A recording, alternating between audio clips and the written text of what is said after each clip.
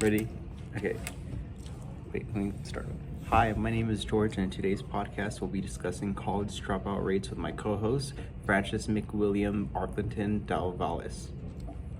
What? Any questions you have, Francis? What is the issue using dropout rates that lead to the rates modern day, according to? Well, some issues that we do see in modern day society that lead to the dropout rates in college students is typically stress and financial burdens along with mental health decreases. Typically, students in college, they have to face a ton of stress throughout their semesters where they face final exams and late assignments that they have to turn in, right? But Oh, did you see that? okay.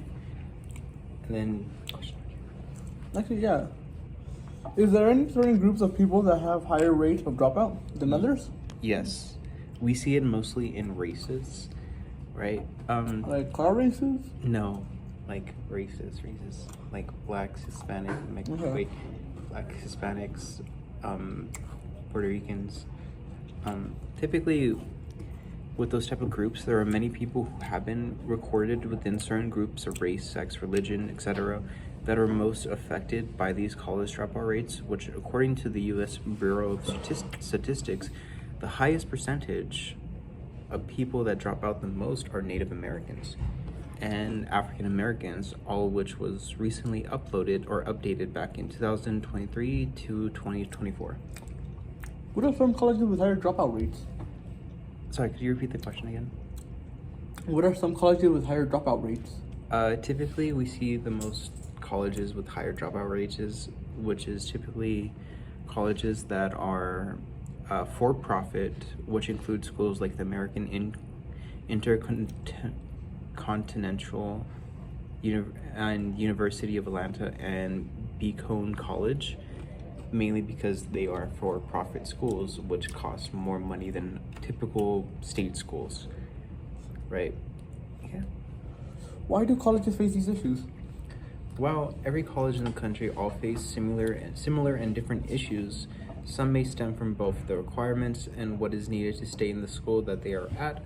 Like, for example, at NMSU, they have their own requirements, or that according to the Betsy O. Barefoot studies, students typically have highest dropout rates during the first and second year of school.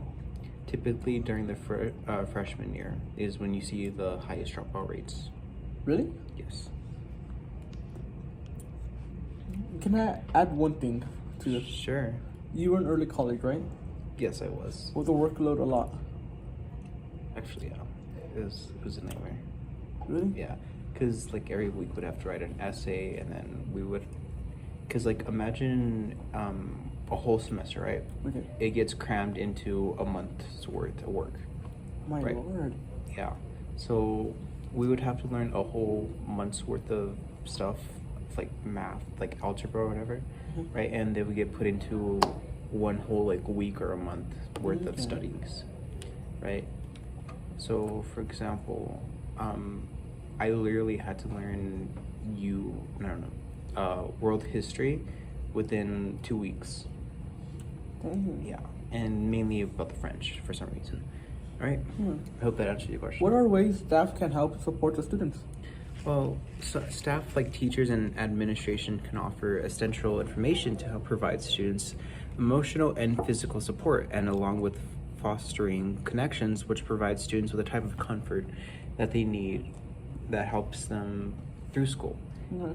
Students need that type of comfort in their lives that help them feel like they belong, that they're comfortable in school areas. So that way it doesn't feel like an empty, hollow thing that they do. Do you mind if I add something? Sure. Do you feel like these schools could use like more psychiatrists to help them? Absolutely. Schools definitely need more like mental health support involved, Okay. especially in colleges in which many students face a lot of certain problems like potentially drug abuse or sexual abuse in colleges. And there are times where we have seen those type of things in colleges as well. And it's pretty bad, especially like at frat parties and all that. I've been to some frat party when I was younger. Okay. I had older brothers, okay? Yeah, no worries. Alright. Yeah, I know what you meant. Okay. What are some outside obstacles that affect students? Well, some obstacles that may affect students are different factors.